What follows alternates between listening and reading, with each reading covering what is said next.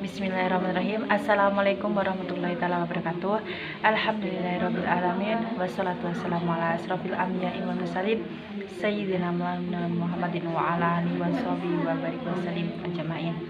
Pertama-tama, marilah kita panjatkan puja dan puji syukur kita atas kehadiran Allah Subhanahu wa taala. Karenanya kita dapat mengikuti perkuliahan pada hari ini. Kedua kalinya, salawat serta salam semoga tetap tercurah limpahkan kepada junjungan kita Nabi besar Muhammad SAW, yang mana kita nanti syafaatnya di hari akhir kelak. Saya sebagai moderator dari kelompok 3 yang akan membawakan materi perbedaan PTK dan non-PTK. Dalam hal ini materi pertama akan disampaikan oleh Siti Fatimah, kepadanya dipersilahkan. Bismillahirrahmanirrahim. Assalamualaikum warahmatullahi wabarakatuh. Penelitian tindakan kelas tentu berbeda dengan penelitian kelas atau classroom research. Namun secara pasti penelitian tindakan kelas dapat dikatakan sebagai bagian dari jenis penelitian kelas. Hal ini didasarkan karena penelitian tersebut dilakukan di dalam kelas. Salah satu contoh penelitian kelas yang terkenal adalah penelitian yang dilakukan dengan menggunakan cara Flinders yang mengobservasi proporsi berbicara antara guru dengan siswa, di mana hasilnya guru lebih mendominasi pembicaraan di kelas. Dalam penelitian tersebut, yang dijadikan sebagai objek penelitian adalah kelas, dan yang melakukan penelitian adalah orang luar untuk mengamati aktivitas guru mengajar. Baik, sekian. Assalamualaikum warahmatullahi wabarakatuh. Baik, materi yang kedua akan disampaikan oleh Saudara Diki. Kepadanya dipersilahkan. Terima kasih kepada moderator yang telah memberikan waktunya. Baik, di sini kami akan menjelaskan perbedaan antara PTK atau penelitian tindakan kelas dengan penelitian formal atau penelitian non-PTK. Ada dua unsur ya. Yang pertama yaitu aspek. Dari segi aspek itu ada beberapa perbedaan. Yang pertama aspek peneliti. Dari aspek peneliti ini PTK itu penelitinya langsung dari guru di kelasnya. Lain dengan penelitian kelas non PTK atau penelitian formal, itu dilakukan oleh peneliti dari luar kelas. Contohnya seperti observasi, itu orang peneliti yang akan meneliti kelas tersebut, bahkan guru yang ada di kelas itu dijadikan penelitiannya juga, dijadikan objek penelitiannya juga. Jadi kalau PTK itu penelitinya langsung dari gurunya yang meneliti seperti apa kelasnya, refleksi kelas, refleksi diri untuk memperbaiki kedepannya agar lebih baik, seperti itu. Kemudian pada aspek rencana penelitian juga, itu rencana penelitian itu guru yang melakukan atau bisa dibantu oleh guru lain, tidak apa-apa. Adapun penelitian non PTK itu dilakukan oleh orang peneliti luar, dilakukan oleh peneliti dari luar. Kemudian aspek munculnya masalah itu dirasakan oleh, kalau PTK dirasakan oleh gurunya sendiri. Masalah-masalah yang ada di kelas, itu oleh gurunya sendiri. Adapun penelitian kelas non PTK atau penelitian formal itu oleh orang lain. Jadi orang lain yang mencari atau menggali sumber masalahnya di suatu kelas. Seperti itu. Kemudian aspek ciri utama pada PTK itu adalah tindakan untuk perbaikan yang berulang. Adapun penelitian kelas non PTK itu belum tentu ada perbaikan. Bisa jadi ada, bisa jadi tidak. Karena yang meneliti itu dari luar, Dan tujuannya berbeda dengan PTK. Tujuannya berbeda. Kalau kemarin dalam pertemuan lalu kan sudah jelaskan seperti apa tujuan PTK. Nah, salah satunya ya itu memang tujuannya untuk perbaikan kelas, untuk refleksi diri agar selanjutnya lebih baik. Namun kalau non PTK itu bisa jadi memang melakukan penelitian secara ilmiah dan untuk peneliti sendiri yang ada dari luar, itu.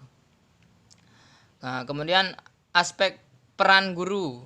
Nah, peran guru kalau PTK itu sebagai guru dan peneliti. Nah, kalau non PTK itu guru sebagai objek penelitian. Itu seperti yang sudah kami jelaskan di awal, itu bahwasanya guru pun menjadi objek penelitian dalam penelitian formal atau penelitian non PTK.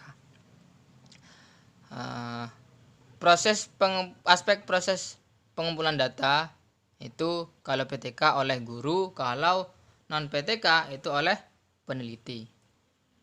Kemudian hasil penelitian. Nah, hasil penelitian itu langsung dimanfaatkan oleh guru dan dirasakan oleh kelas. Itu kalau PTK. Namun kalau non PTK itu menjadi milik peneliti dan belum tentu dimanfaatkan oleh guru, karena yang membutuhkan penelitian itu orang lain. Jadi orang lain yang meneliti kelas ini seperti ini. Nah, jadi kemudian menarik kesimpulan dari hasil penelitiannya. Itu belum tentu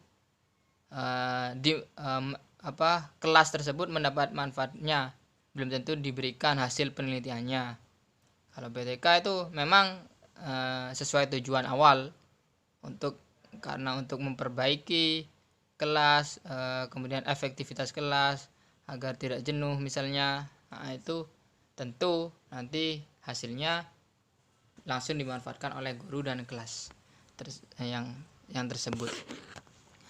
Kemudian dalam segi dimensi kita pindah dulu kameranya. Dalam segi dimensi itu yang pertama dalam dimensi motivasi. Kalau PTK itu tindakan, motivasinya tindakan. Kalau penelitian formal itu mengenai kebenaran. Tuh. Kemudian dimensi tujuan. Tujuan ini sudah berulang disampaikan. Kalau PTK itu memperbaiki praktik sekarang, praktik yang ada seperti apa. Nah, itu. Kemudian kalau penelitian formal, verifikasi dan menemukan yang dapat digeneralisasi.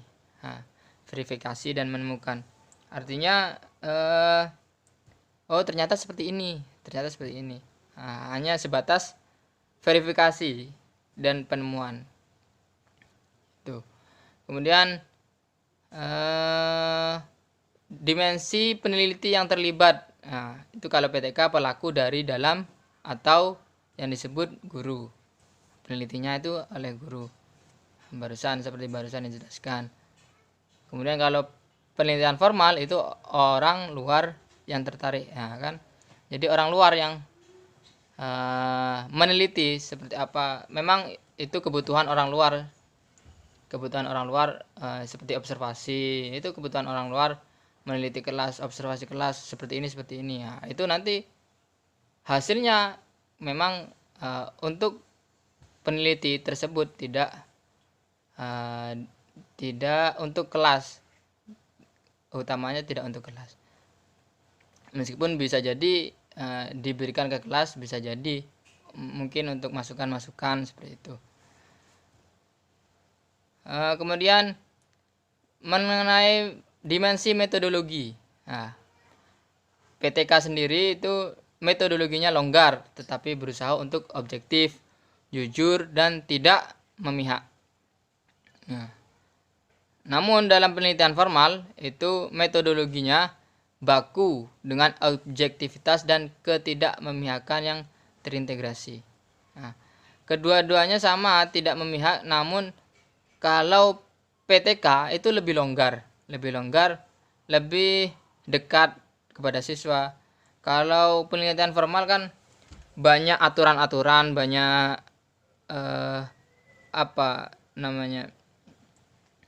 banyak prosedur-prosedur yang harus dilaksanakan dan harus sesuai. Nah, itu tergolong kaku kalau penelitian formal. Kemudian dimensi penafsiran hasil penelitian. Nah, itu kalau PTK untuk memahami praktik melalui refleksi oleh praktisi yang membangun. Lain halnya dengan penelitian formal. Penafsiran hasil penelitian itu mendeskripsikan, mengabstraksi, serta menyimpulkan dan membentuk teori oleh ilmuwan. Tuh. Kemudian dimensi hasil akhir, PTK siswa belajar lebih baik. Hasil akhirnya. Kalau penelitian formal itu pengetahuan, prosedur atau materi yang teruji. Jadi hasil akhir atau output yang ya bisa dikatakan output ya. Kalau PTK itu siswa belajar lebih baik karena memang sesuai tujuan untuk memperbaiki pembelajaran. Untuk kan PTK itu refleksi diri bagaimana pembelajaran hari ini ya, nanti kemudian agar lebih baik seperti apa, agar lebih efektif, tidak jenuh dan lainnya. Kalau penelitian formal outputnya itu pengetahuan dan materi yang teruji. Jadi ternyata ini betul. Dari observasi ini dapat disimpulkan seperti ini. Hasilnya itu kan menjadi ilmu pengetahuan. Itu. Terima kasih. Mungkin itu yang bisa kami sampaikan. Semoga bermanfaat. Wallahu muwaffiq ila aqwamit thoriq. Wassalamualaikum warahmatullahi wabarakatuh. Kesimpulannya adalah penelitian tindakan kelas merupakan suatu model penelitian yang dikembangkan di kelas. Penelitian tindakan kelas juga disebut suatu bentuk penelaah atau inquiry melalui referensi diri yang dilakukan oleh peserta kegiatan pendidik tertentu dalam situasi sosial. Dalam penelitian kelas, guru berperan sebagai subjek penelitian, sedangkan penelitiannya berasal dari pihak luar. Cukup sekian presentasi dari kami, kurang lebihnya kami mohon maaf. Wassalamualaikum warahmatullahi wabarakatuh.